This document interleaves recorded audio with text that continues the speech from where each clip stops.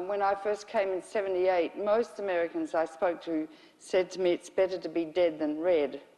And I remember when I first came to America in 1965, I went through immigration, they said to me, are you a communist? I didn't even really know what a communist was, you know. And then so this was this sort of ethic, and I said, what, you'd rather be blown up in a nuclear war? Yeah. I said, well, what about the pygmies in Africa? They'll die too. And people said, yeah, well, they don't want to be communist either.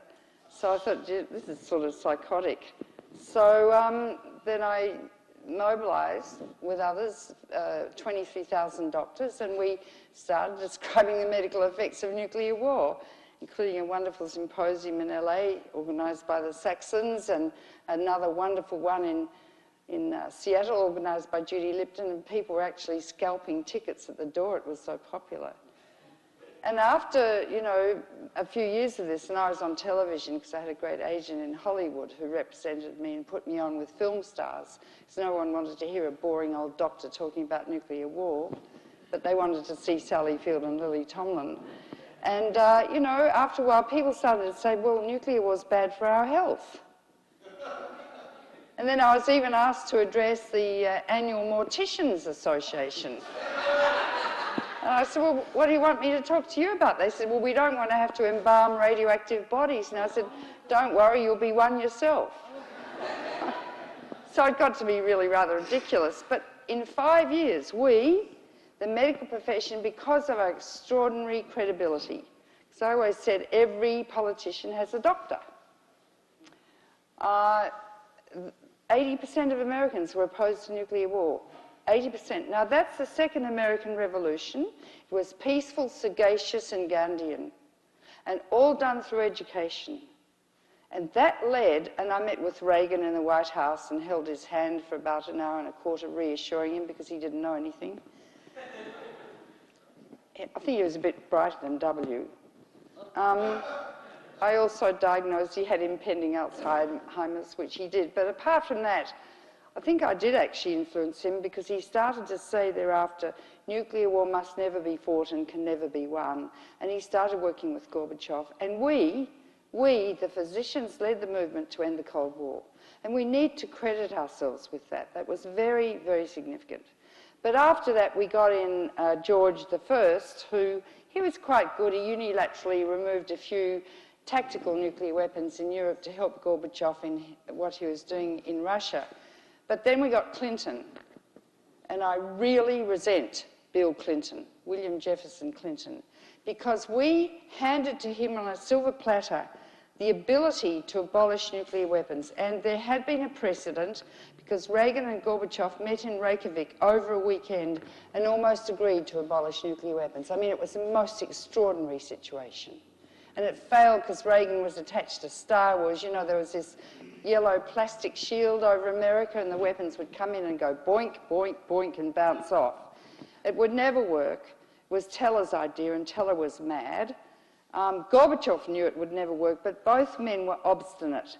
And they came out having almost agreed to abolish nuclear weapons, and they failed. So there's a precedent. And Clinton could have drawn up a document to abolish nuclear weapons in 5 years. And you must know that of the 23,000 H-bombs in the world today, Russia and America own 97%. And people go on and on about Iran, which does not have nuclear weapons, and all the intelligence agencies in America say there's no evidence they have any or intend to build any. And so that's called displacement activity. If you put rats in a cage and threaten them with a lethal situation, they run away and do something irrelevant to that which threatens them. The real rogue nations in the axis of evil are Russia and America, holding the world at nuclear ransom, ready to blow the world up tonight. And we get very close to within seconds of them pressing a button, because the computer makes a mistake, or the satellites are set off by a flock of geese or a rising moon thinking America's under attack, or they mistake a weather satellite going up in Norway for an attack on Moscow, and Yeltsin got to within 10 seconds of pressing a button in '95. I don't know how we're still here. And the Chinese are hacking into the early warning system as we speak. And so are young kids, because it's all computerized, for God's sake.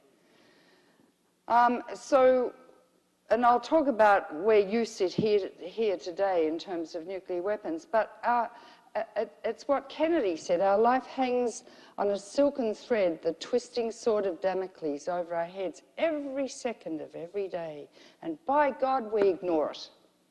Therefore we're mentally sick. And when people are suicidal, we hospitalise them because they're sick, they need help. The whole society's sick. And they're arguing about, I shouldn't really get into this, but women's vaginas and, you know. For God's sake, what the hell are they on about, these stupid men? Stupid men. I mean, I shouldn't be talking about this, but, you know, it's all, what I'm really talking about is etiology. Hands up the physicians in this audience. Yeah, etiology is the cause of a disease, and if you don't diagnose the cause, you can't cure the disease. We can't cure cancer. We can cure polio now because we isolated the polio virus, Sabine, Enders, and Jonas Salk. But the cause of the nuclear pathology infecting the planet is the microbes, and we are the microbes, but it's our brains. And it's not our neocortexes, it's our reptilian midbrain. And there are some reptilian midbrains that have a toxic reaction to testosterone. And you can name those reptilian midbrains in the head of Dick Cheney and Donald Rumsfeld and other such characters. The other interesting point, I think, is that 1 in 25 people are sociopaths. Sociopaths are brilliant, charming, erudite, sexy, rise to the top like cream in any organisation. There were quite a few of them at Harvard, where I worked, medical school. You can see them in corporations, Goldman Sachs. You can see them in government, but they have no moral conscience, none, and they lie with impunity. And they're the ones that rise to the top like cream and run the show. So, and we're reluctant to get into etiology, but the etiology is psychiatric. And unless we are prepared to diagnose the etiology and talk about it, nothing is going to happen. I do think we're an evolutionary aberrant, and I'm not sure how much longer we're going to survive, and we'll take maybe 30 million species with us, but we do have an opportunity because of our innate intelligence. And we use, of course, our neocortex to rationalise what our midbrain wants us to do, don't we? We can rationalise anything. And the other fascinating thing is that in male midbrains, the instincts for violence and sex are very intertwined. And each of those dynamics produces dopamine, and dopamine's are really nice stuff. You know, it's what you get released when you have an orgasm. It's really nice. And apparently violence induces that too, and they're intimately related. And it's very interesting to me, the relationship, I'm totally off track. I'll get on track in a minute. The relationship in the military between sex and violence. Why do they play porno films to blokes who are taking off from aircraft carriers to go and kill people, for instance? Why do men rape women when they conquer a territory and the women have had nothing to do with anything? And so I want to explore this in a book I want to write called Why Men Kill and Why Women Let Them. And the women are really pathetic, I think. We're pathetic. Anyway, so it's time we grew up and became strong. Anyway, apart from that, I'm going to tell you about Fukushima and nuclear power. Sorry I got diverted, but that's kind of where my brain is at the moment. Okay, so I'm not going to walk you through the whole nuclear fuel chain, uranium mining, but suffice it to say that in Australia, we have 40% of the world's richest uranium. We're selling it to friend and foe alike as if there's no tomorrow, and there probably won't be any tomorrow. We're selling it to India that hasn't signed the NPT. We're selling it to probably in Pakistan that hasn't signed the NPT, or did it? I don't know. We're selling it, we want to sell it to Saudi Arabia and, you know, anyone who wants it really. And anyone that gets uranium can make themselves a bomb. I'll go through that in a minute. It is said that nuclear power produces no global warming, which is an absolute straight-out lie. And I must say that I don't believe in freedom of speech. I don't believe that people like Rush Limbaugh should have the opportunity to lie to a mass of ignorant people about science. If we lie in medicine, we would be killing or damaging our patients, and we would be deregistered, like the man who said that immunisation causes autism. He's been deregistered. So it's totally inappropriate to lie about science when the Earth is in the intensive care unit, critically and possibly terminally ill. And so it's totally inappropriate for people like Rush Limbaugh, who doesn't know, well, there's a very rude Australian expression which I won't use, doesn't know anything. And people, millions of people listen to him. This is totally inappropriate. And then Murdoch, you know, well, I won't go into Murdoch. He actually created my career in Australia. Now, so the first chapter of this book deals with the fact that nuclear power produces massive quantities of global warming, because a nuclear power plant does not stand alone. It is underlaid by a massive industrial infrastructure. You have to mine millions of tons of uranium, fossil fuel. You just watch those trucks. They're as big as this church, a truck. And then you've got to mill it, crush it into little fine particles, that more fossil fuel. And then the uranium is enriched in America and at Paducah. They use two 1,500 megawatt coal-fired plants to enrich the uranium. Oh, but it doesn't produce any CO2, right? Well, people should be sued. I mean, there must be a law that people can't lie. This is so important, and it's a medical problem, and we sit back, you know, waiting in our consulting rooms for the patients to present with their lumps and their indigestion, or their hematemesis, or their hemoptysis, or the pneumothorax, and it's too late. And we don't get out and say, okay, I want to educate you about medicine. I mean, there are lots of things we could do, like why you shouldn't hand your antibiotics over the fence to Mrs. Brown, because a year ago you had the same symptoms as Mrs. Brown, and why don't you have the rest of my antibiotics? I mean, people don't know anything about viruses and bacteria, and that's because we haven't taught them. But we must teach them about this too. The other thing is that at the enrichment plant at Paducah, Kentucky, the uranium is converted to a gas called uranium hexafluoride, which is very corrosive and very hot. And there are hundreds of miles of pipes containing this gas that is filtered through a cascade of filters. On one side stays uranium-235, which is the one that is the fissionable one, and the other side, actually, it's the reverse, says U-238, which is non-fissionable, and this is 235. 235 is present in 0.7% in natural uranium and must be enriched to 3% for use in reactors, over 50%, and you've got bomb-grade material, and the bomb dropped on Hiroshima was a uranium bomb. But because there are hundreds of miles of these pipes that are very hot, beside them are other pipes containing CFC gas. Now, you know that the Montreal Protocol banned CFC gas because it destroys the ozone. And in Australia, 1 in 9 people now get malignant melanoma because the sun is so intensely toxic. And, you know, old people are just absolutely covered in SCCs and BCCs. I mean, you sit in a dermatology clinic, it's unbelievable. That's from the sun. And we are very racist in Australia. The Aborigines have the highest infant mortality in the world, dreadful conditions, we stole their land, but we like to lie in the sun and turn brown in the summer and, you know, get a lot of melanin in our skins like the Aborigines. Anyway, so this CFC circulates through hundreds of miles of pipes, and 93% of the CFC 114 gas, which is a commonest here, is released in America from the uranium enrichment plant, and it's 10 to 20,000 times more potent as a global warmer than CO2. Fancy that. How did I find that out? Oh, well, I called the EPA and I found this really nice woman called Nancy something, and she sent me all the data. And there are many other actual global warming gases used in the production of uranium for nuclear power. So I can't tell you the sense of indignation I have that people are lying about this, particularly the nuclear industry, saying they're the answer to global warming.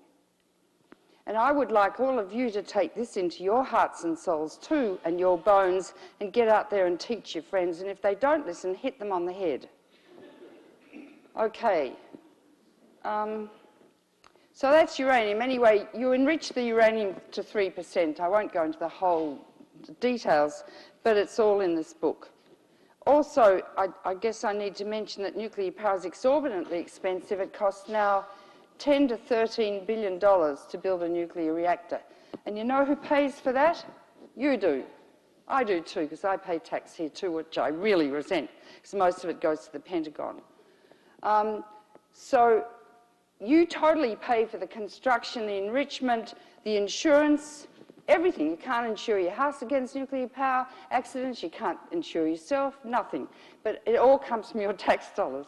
And then the utilities grab the reactor once it's built and pump out the electricity like there's no tomorrow, and they make huge profits. That's why they don't want to close the reactors down, because it's too expensive to build more. Now, the cost of decommissioning or taking apart an old radioactive reactor is beyond compare, much more expensive than building it, and no one's ever done it. And you have to wait till they cool down because they're so terribly radioactively hot. And they have to be taken apart by robots and remote control. It's interesting, at Fukushima, Japan is the leading producer of robots, yet they had never made robots to withstand very high radiation areas because they always assumed that they wouldn't have an accident. So they had no robots to deal with what they're dealing with now. Isn't it interesting, the psychic numbing that people practice? And we all practice psychic numbing, except children. Children don't. But mummy, why is that? I mean, kids are so honest and alert, and it's only when their hormones, those nasty things, start circulating at menarche that the kids go, they lose it. And they are able then psychologically to block out unpleasant realities. And my grandson Paulie's going through this at the moment. He was a gorgeous kid who looked like a face on the Sistine Chapel, and suddenly he's getting all hairy. And, you know, you say, "How are you, Paulie?" He won't even talk to me anymore. And as Penny, my daughter, said to him and his sort of hairy friends that trudge through the house, she says, "Well, we can't really trust you because your frontal lobes haven't developed yet." They haven't. Okay, so cost. I mean, I say no more, it's just ridiculous, the cost of nuclear power. Why do people want nuclear power? Well, again, it's the midbrain attitude. You know, when they split the atom, it was very exciting. And in my other book, Nuclear Power, The New Nuclear Danger, there's a fascinating study by an anthropologist called Hugh Gustafson, who went to live with the weapons makers in Los Alamos for a year. And he used to drink beer with them in the pub at night and go to church with them. And actually, many of them are his dear friends. And their psychology is absolutely amazing. When a man designs a new nuclear weapon that's to be tested in the desert in Nevada, he, that night, goes out and sleeps with the weapon alone in the desert before it's exploded the next day.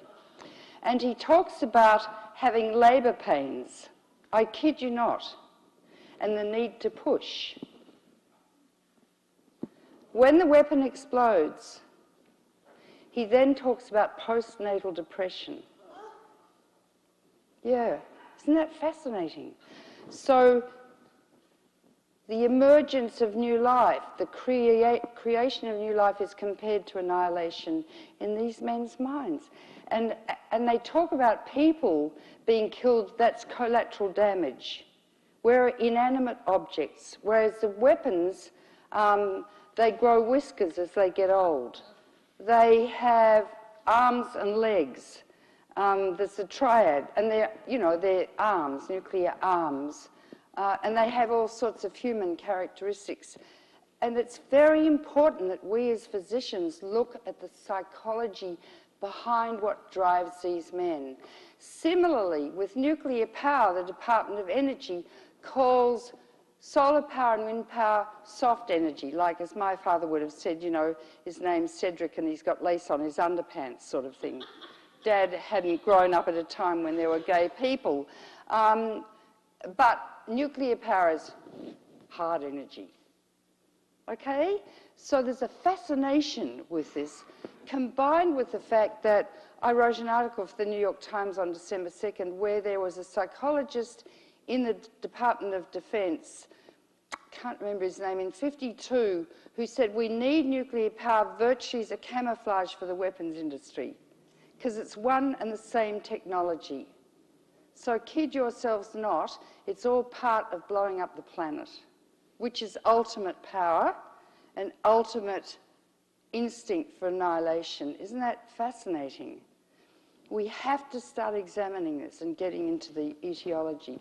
Okay, now I want to walk you through Fukushima and what's been happening, and also Chernobyl, and what sort of medical implications would be involved with what's going on at Fukushima. So you build a reactor, which looks like this, and you pack 100 tons of uranium into the reactor, enriched to 3% of 235. The uranium is formed into little ceramic pellets packed in zirconium fuel rods, 12 feet long and half an inch thick, like a curtain rod. Oh, you call them drapes, don't you? We call them curtains. Okay, so 100 tons.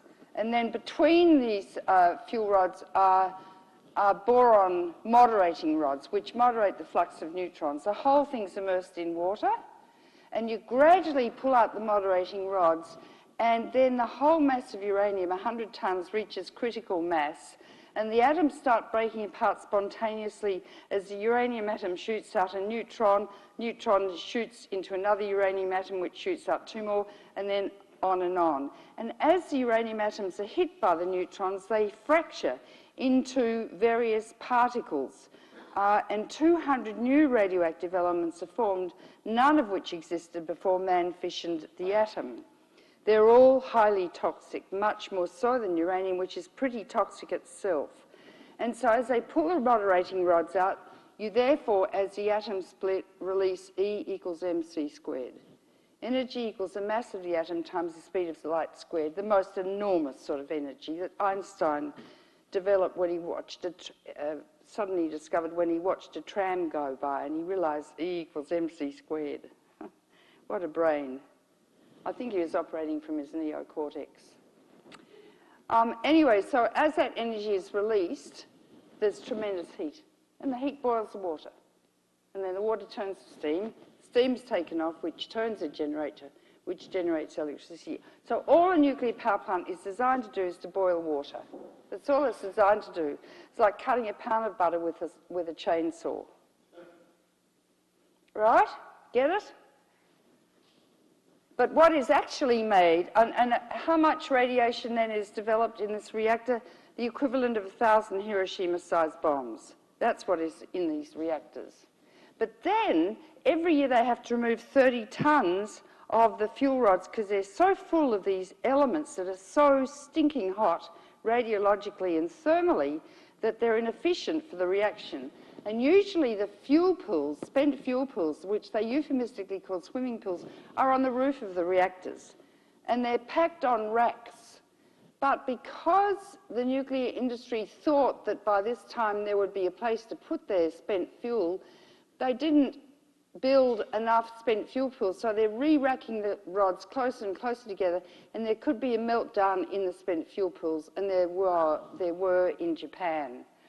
At Pilgrim Nuclear Power Plant, at the entrance of Cape Cod, where the Kennedys used to live, there's more cesium-137 in the spent fuel pool than that released by all the atmospheric atomic explosions conducted by Russia, China, United States, France, and England. More cesium in one spent fuel pool. And if that melts down, well, you can imagine where that would go. Be much worse than Fukushima. Now, as a reactor operates, it routinely emits radioactive elements because it can't operate without doing it. And, you know, they use these euphemisms. Oh, it's just routine releases. Don't worry about it, you know. I'm just routinely radiating you, so, you know, you might get cancer later, but it's just routine. Don't worry about it, okay? So let me talk about what they routinely release every day. Xenon, argon, and krypton. Now, these are called noble gases. They're gamma emitters, and I didn't walk you through the radiation. You all understand X-rays. We're the biggest irradiators of the public CT scans give you a whopping dose. Never have a CT scan unless absolutely indicated. Each dose of radiation is dangerous. There is no radiation that is safe, and it's cumulative, so each dose you receive adds to your risk of getting cancer. Do not walk through those X-ray machines at the airports. I don't care if they stick their fingers in all my orifices. I'm not going to go through those machines. And they are sending fetuses through them. Fetuses are thousands of times more radiosensitive than adults. One X-ray to the pregnant abdomen doubles the incidence of leukemia in that baby. That's Alice Stewart's work, an Englishwoman who was roundly criticised by the nuclear industry until they found out that she was actually correct. She was once testifying before a Senate committee here. She was great English. And one senator was giving her a bad time, and she turned to him and said, "Now listen to me, young man." That shut him up. Anyway, there are X-rays, and they just pass straight through you, but at the instant they pass through you, you can be damaged and a mutation can occur in a gene, right? Gamma radiation is like X-rays. Non-particulate goes straight through you. Alpha radiation, 2 protons and 2 neutrons emitted from an unstable atom. Very, very mutagenic. Alpha particles don't pass through the skin, the dead layers of epidermis, to damage living cells, but when in contact with living cells in the lung, gut, liver, you name it, very carcinogenic. Uranium is an alpha emitter. Beta is an electron emitted from an unstable. They all do the same thing. So for those who aren't physicians, in every cell is a nucleus, there are chromosomes, and there is a gene or pair of genes called the regulatory gene that controls the rate of cell division. If hit by some radiation, and I'm missing it each time I got it, then the DNA molecule, if the cell doesn't die, is mutated or biochemically altered. So and the cell will sit dormant for any time from 5 to 70 years, which is the incubation time for cancer. And one day, instead of the cell dividing into 2 by mitosis, it goes crazy and produces trillions of cells. That's a cancer. And the cells are very invasive, and they'll get into a lymph vessel or a blood vessel, and one cell will go up to the brain and grow into a second cancer. And that's called metastasizing. And the body eventually becomes full of cancers, and a cancer is a parasite. And it grows and proliferates, and then as the body just withers away and dies, when the body dies, the cancer dies. So it takes a single alpha particle to hit a single gene in a single cell to kill you. Get it? Now, there are other genes that are more important than normal cells, somatic cells in the body, and they're called the germ cells, the sperm and the eggs.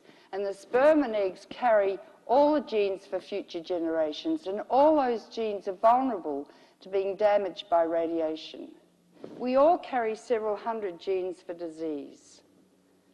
Why? Because it's radiation over time that induced evolution.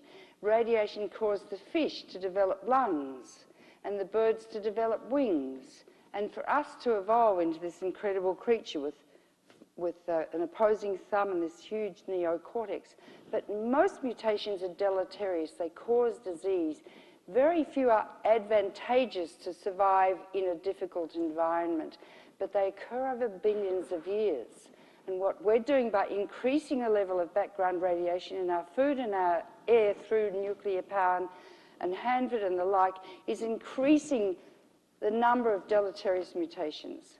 Now, interestingly, I've been saying this for years, yeah, we all carry several hundred genes for disease, like diabetes and cystic fibrosis, my specialty. There are 2,600 genetic diseases. You all must listen to this. It's very important. But the other day, my son was diagnosed with hemochromatosis. Hemochromatosis is a disease which is an abnormality in iron metabolism, and you collect iron in your tissues, and you can get cardiomyopathy. It destroys the heart muscle. You can get cirrhosis of the liver. I, therefore, carry the recessive gene for hemochromatosis. You could have knocked me over with a feather. And so does my ex-husband. Isn't that fascinating? It's called a Mendelian recessive. And normally, Mendelian recessives, take about 20 generations for the two of them to get together to express the disease, like diabetes or cystic fibrosis or hemochromatosis. There are the dominant ones, like the achondroplastic dwarfs, you see, who have normal trunks and very short arms and legs and big heads. That's a dominant. And at Children's Hospital in Boston, I once saw a family. Mother was normal, father was an achondroplast. They had 5 children following in their wake, 4 of whom were achondroplastic dwarfs. So it's a toss of the coin each time, Russian roulette. Okay, so as we fill up the environment with radiation, so we're going to increase, well, we're damaging the very building blocks of life, and most people don't understand that. And they are passed on generation to generation to generation. That's the thing. Once you do produce a mutation, if you reproduce, it will probably be, I mean, 2 of my children are carriers. My daughter won't get herself tested, and she's a doctor. She's a bit difficult, as daughters are wont to be. Now, so I didn't finish the xenon, krypton, and argon. These are xenon, krypton, and argon. They're called noble gases. They're gas because they don't combine biochemically in the body. However, if you inhale them into your lung, they are absorbed through the alveoli, and they're very fat-soluble. And where are the main fatty tissues of the body? The abdominal fat pad and the upper thighs. And what is located in that area? The gonads, the testicles and ovaries. And they're very high-energy gamma emitters, like X-rays. So people who live near nuclear reactors, if there's an inversion system, and these things are emitted all the time, they could be enveloped in a cloud of xenon or krypton or argon, inhale it and damage their genes. Okay? And also their regulatory genes later to cause cancer.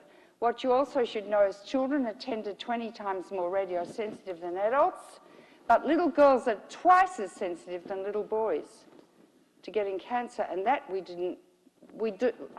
haven't talked about that much, but we don't know why. We don't know why. Now, what else comes out routinely? Tritium. Tritium is H3 instead of H2. And it's used in exit signs, it's used on watch dials, it's used on airport signs for the planes to see. It is a tiny, very active molecule. It gets out of every single container except gold, because gold is so dense.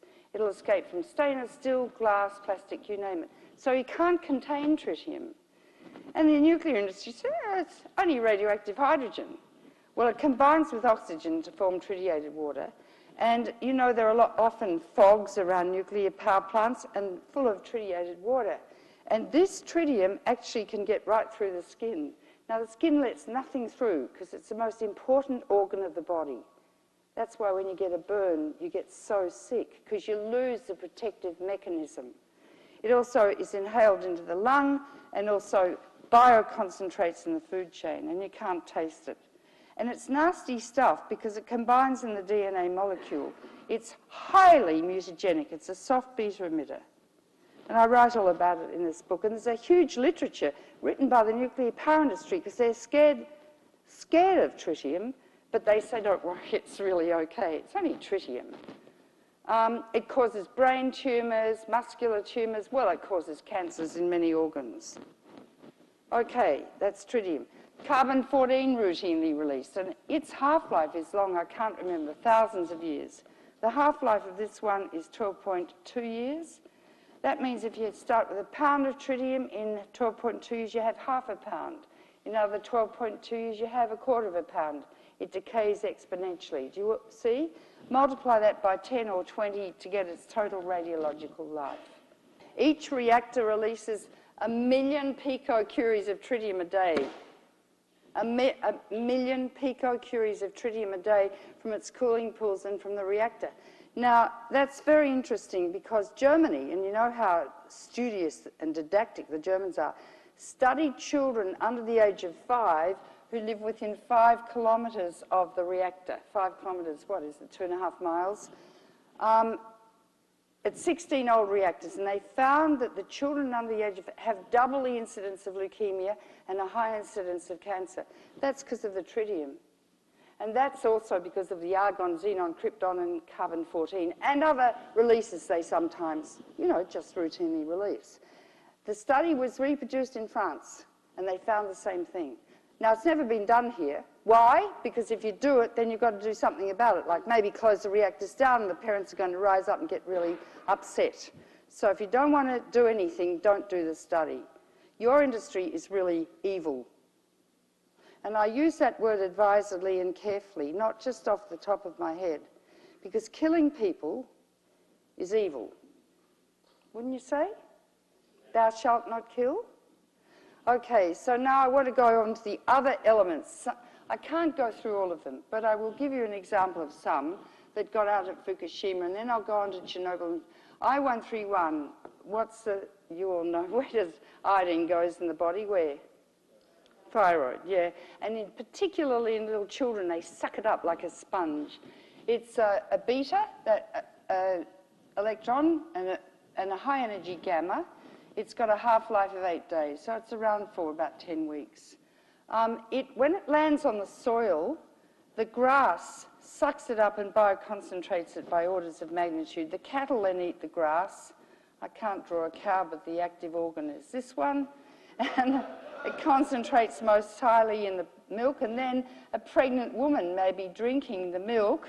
So as the radioactive iodine passes through the breast tissue, it can mutate a cell to cause cancer later. And then the baby, that gorgeous little tiny baby, so sensitive to radiation, drinks the radioactive breast milk. And so what happens is that there's biomagnification of all these isotopes up the food chain. And the scary thing is you can't taste, smell, or see radiation in your food, or in the fish you might be catching here that are swimming over from Fukushima, where they tip more radiation into the sea than anyone's ever seen before. Beware. I'll talk about that in a minute. Now, what they're doing, you also need to know is that there is a town in Japan called Itate, which got a high amount of fallout. They looked at over 3,000 children in Itate, little ones, and 30% have thyroid nodules. Now, that's really early. It's within a year. You don't expect solid cancers to start appearing for 15 years. And leukemia for 5 years. This is within a year. And you know what the Japanese government is doing? They're following them. Okay, hands up those who know that that's a stupid thing to do. Follow them. Yeah. Well, what you have to do is you have to either remove the nodule or do a fine needle biopsy to see what the histology is. And if indeed it's malignant, then you do a total thyroidectomy. And then the child still might die from metastases from the thyroid tumour, and the child then has to have thyroid replacement, thyroxine, for the rest of their life, like a diabetic with insulin, or they'll die. So to follow children with thyroid nodules, and children are so sensitive to cancer spread really fast in children because their cells are so actively dividing, is wicked. And that's classical of what the Japanese government is doing. It's not testing the food routinely. Children are living in very, very high radiation areas, and they're just passing Geiger counters over the children's thyroids to pick up the gamma, but that doesn't pick up the beta. And the only way to find out what is in the children's bodies is to put them into a whole body counter, which measures the spectrum of gamma radiation given off by all the isotopes. And then you can say, oh, they've got cesium-137, cesium-134, radioactive iodine, there's some plutonium. It's the only way. And they've got hardly any whole body counters in Japan. So they're not looking at the people adequately, particularly the children. Cesium-137 is a really nasty one. Its half-life is 30 years. It's around for 600 years. It's a beta and a gamma. And it's a potassium analogue. So our cells are rich in potassium. It causes brain tumours, rhabdomyosarcomas. Hands up those who've ever seen a rhabdo. You have, yeah, a very, very rare form of muscle sarcoma, particularly in children. Tumours of testicles and ovaries and the like. And the other one is cesium-134, which is even worse. Its half-life is 2 years. So the shorter the half-life, the more radioactive it is. And equal amounts of cesium-137 and 134 got out at Fukushima. Okay, this is obviously Europe. And here's the reactor at Chernobyl. And the dark patches are really areas that should be uninhabitable, but people are still living there. And you can see that it went all over Europe. And it's only cesium and 200 isotopes got out. Some last only seconds and they've decayed away to nothing. But there would be over 100 isotopes, all of which have different pathways in the body, different metabolic pathways. But this is only cesium. Turkey is not on the map, but Turkey got a whopping dose of radiation. Never buy Turkish food. In fact, from this map, you should never buy European food. Never buy cheese from the Scandinavian countries. They got a huge dose. There are over 300 farms in Cumbria and Wales now whose lambs are so full of cesium, the government told them to shut their farms down. And they said, for how long? They said, oh, 100 years. It's not, it's 600 years. 40% of the European landmass is currently radioactive. You don't know what food you're buying from Europe, whether it's olive oil from Spain, or Spain got a fair bit and they haven't mapped Spain, nor did they map France, because the French are so darn arrogant and 80% of their electricity comes from nuclear power. They said the radiation from Chernobyl stopped at the French border. But they're now finding a higher incidence of cancer. It's developing now in France. In Australia we don't have radioactive food. We've got great clean food. We just export uranium so everyone else can have it. And I'm really careful. I rang the man in Melbourne, Australia, who tests the food from Europe, and I said, how do you test it? He said, oh, we do random spot checks. I said, well, how do you pick out the stuff to test? He said, oh, the computer picks it out. So obviously, a lot is missed. And I said, what do you do when you find radioactive food? Oh, he said, we dilute it with non-radioactive food.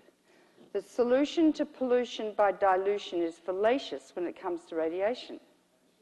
Do you get it? I've already explained why, haven't I? Because of the food chain. And that applies to fish too. Then there's strontium-90, which Linus Pauling, bless his soul, and Barry Commoner used to talk about. It's a calcium analogue, half-life 28 days, it's around for 600 years, all over Europe. And it causes bone cancer, osteogenic sarcoma, multiple myeloma, leukemia, and what's the cancer of the red blood cells where you get too many red blood cells? What is it? What? No. No, come on. Too many red blood cells. Come on. You. Well, polycythemia vera. Yeah. Okay, this is a beta and a gamma. And last but least, I'll explain to you, but please remember this is only just a tiny portion representative of what escapes, plutonium.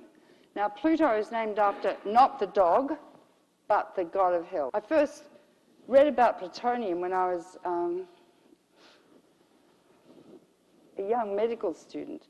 Oh no, a bit older, I learnt we had a lot of uranium. So I got a book out called Poison Power by Goffman and Tamplin. Goffman worked for the AEC. And I read about plutonium. I nearly got alopecia totalis as I was reading the book, like my hair fell out. I'd never read anything so dangerous. So let me walk you through it. It's an alpha emitter, such that 10 to the 6 grams is definitely carcinogenic, a millionth of a gram, but it's probably 10 to the minus 9 grams. When they injected it into beagle dogs, they didn't find a dose low enough that didn't give every dog cancer, right? It is an alpha, it's got a half-life of 24,400 years, so it's around, you know, a quarter to 500,000 years. It's all over Europe. It's an iron analogue. It's not absorbed well from the gut, but in neonatal guts it's absorbed because they're immature, and in chlorinated water it's absorbed better.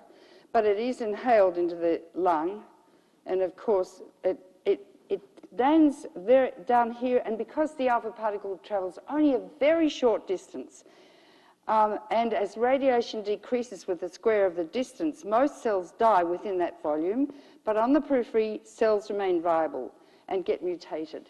And that's why it's so carcinogenic. Now, macrophages pick it up and take it to the mediastinal lymph glands where it can cause lymphoma, Hodgkin's and the like. It is stored in the liver, of course, where iron is stored, where it can cause hepatocarcinoma. It goes to the bone, of course, where it can induce osteogenic sarcoma, polycythemia vera, multiple myeloma and leukemia. It crosses the placenta. Now, the placenta lets very few things past, but because it's an iron analogue, it gets into the developing embryo, which, like thalidomide, it's going to kill a cell that's going to form the left half of the brain or the right arm. And if you look at this book produced by the New York Academy of Sciences on Chernobyl, where they translated 5,000 articles from Russian into English, there are homes full of the most grossly deformed children around Chernobyl that we have never seen before in the history of paediatrics. I'll pass it round for you to look at. This book also goes through all the deformities and deaths and premature aging and cataracts people get from radiation and heart disease and cancer. And already by now, over 1 million people have died from Chernobyl. And that's the first 25 years. This is a total cover-up. It's the biggest cover-up in the history of medicine that I've ever read about. Fukushima is 2.5 to 3 times worse. So you multiply 1 million in 25 years by 3, because we in medicine always look at the worst case possibility and work to prevent that, right? These children, this is called teratogenesis. It's what thalidomide did, but there are homes full of children like this, and just pass it round and you all must look at that. That's plutonium. The other thing is it's got a predilection for the testicle. And every male in the Northern Hemisphere has a tiny load of plutonium in his testicles from weapons testing days, and it tends to deposit just next to the spermatogonia in the testicle, irradiating the genes of the coming sperm. And so therefore, the genetic mutations are passed on generation to generation. Meanwhile, if the man is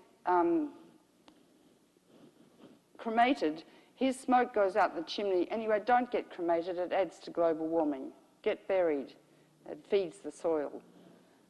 The plutonium goes out the chimney, so another man can inhale it and get into his testicle, and so you could see more than an exponential increase in genetic damage for the rest of time. And don't forget, we're not the only species with testicles. And we inhabit the planet with 30 million other species, all of which can be damaged by radiation in the environment. Now, I quickly will do Fukushima. Fukushima is a catastrophe beyond Chernobyl. There have been 3 meltdowns. They knew in the first 2 or 3 days that there were meltdowns, but they didn't tell the Japanese people for 3 months. Japan's a feudalistic society, and everyone, you know, apologizes, and the women are very, they speak in little tiny voices, but the women are starting to get really angry, and they're rising up.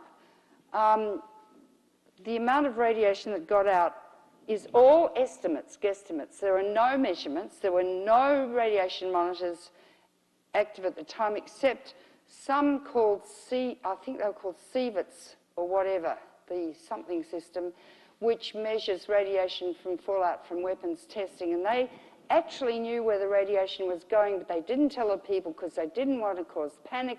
So the people ran exactly right into the area where the radiation was falling in the northwest. The first few days, the winds were blowing towards the east and blew over the Pacific. And that was lucky, because if they'd blown over Japan, Tokyo would have had to be evacuated. As it is, about half of Japan is now contaminated. The rice, half the rice grown in Japan is grown in Fukushima prefecture, and it's coming in with cesium-137 in it.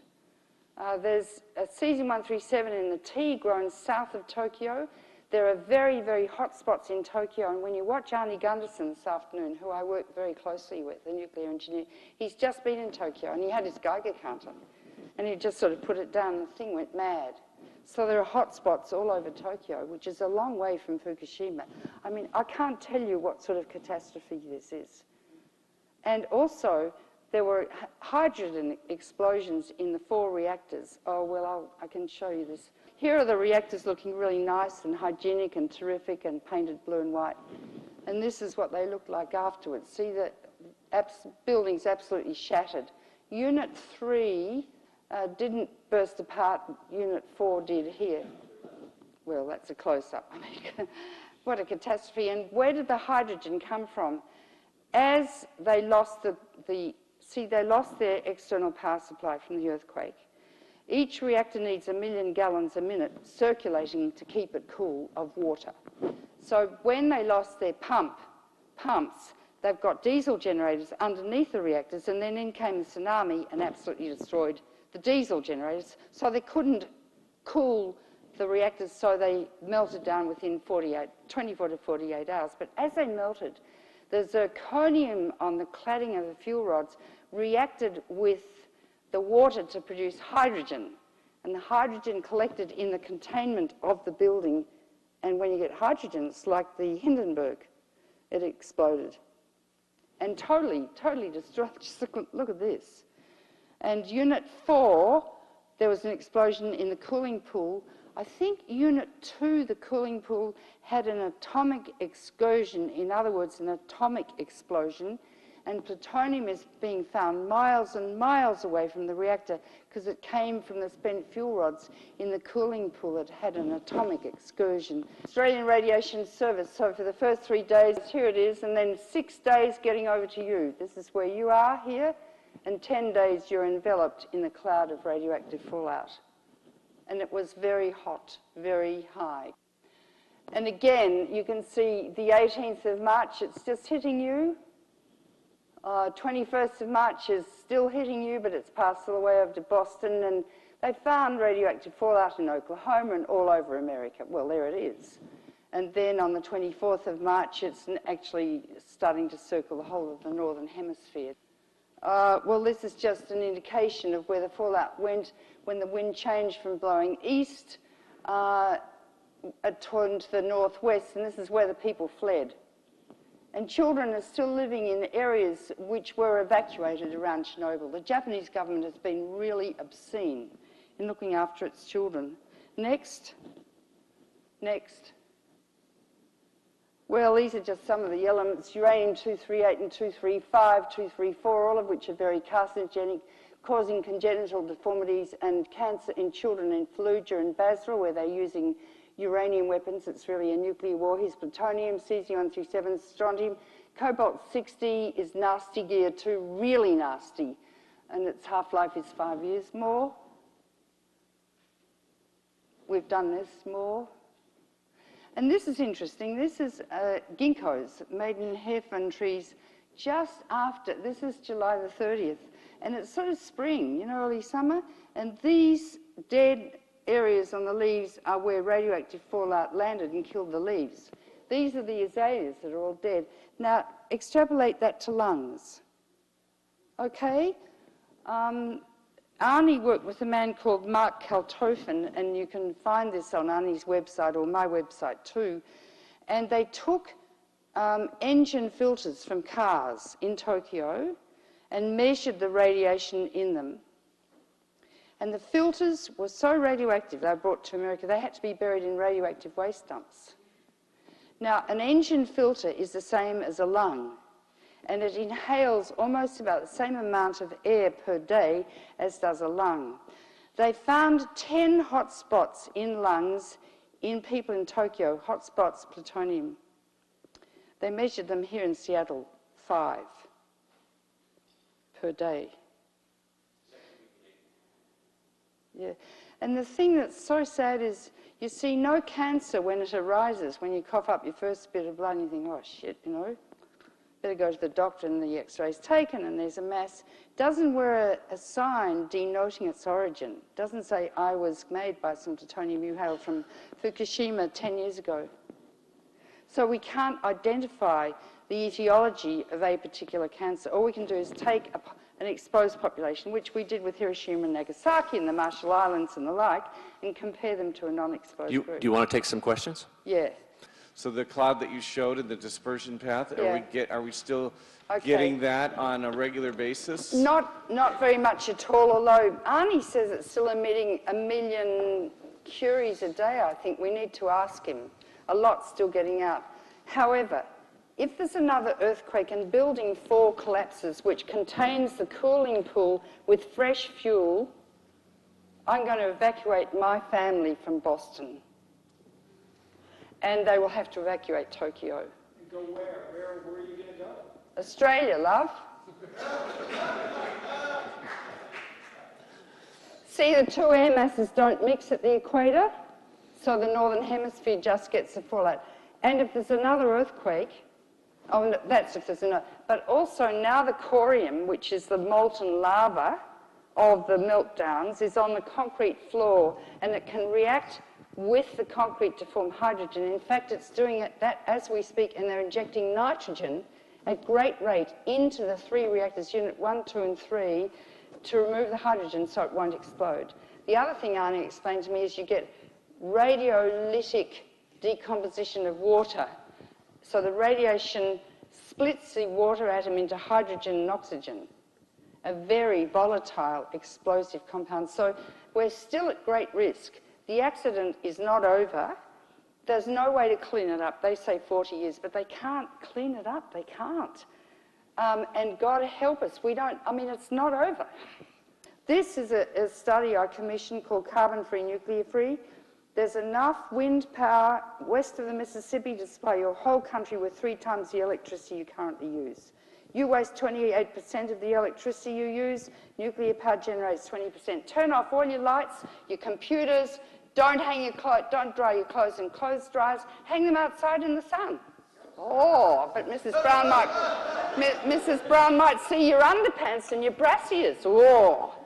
And in the winter, hang them up by the furnace. I mean, just be sensible. Don't walk through those doors that open and close. They're global warming doors. Okay, here's your country. And this was just done by the Natural Resources Defence Council. These are all the reactors you've got. And that's only a 10-mile exclusion zone surrounding them. But in Japan, the American military demanded that the American citizens have to evacuate 50 miles from Fukushima. But of course, it wasn't enough. So I just wanted to give you an image of what you're dealing with. And from a medical perspective, or I would say it's medically indicated to close all of those reactors down tomorrow. And I don't care what laws they've got or what the NRC says. Laws are not written in stone, and we are the bosses. We are the bosses, the physicians. We understand, and only we have the authority and credibility to close these carcinogenic factories down, which will, over time, from radioactive waste, produce random, compulsory genetic engineering for the rest of time. Okay? Thanks.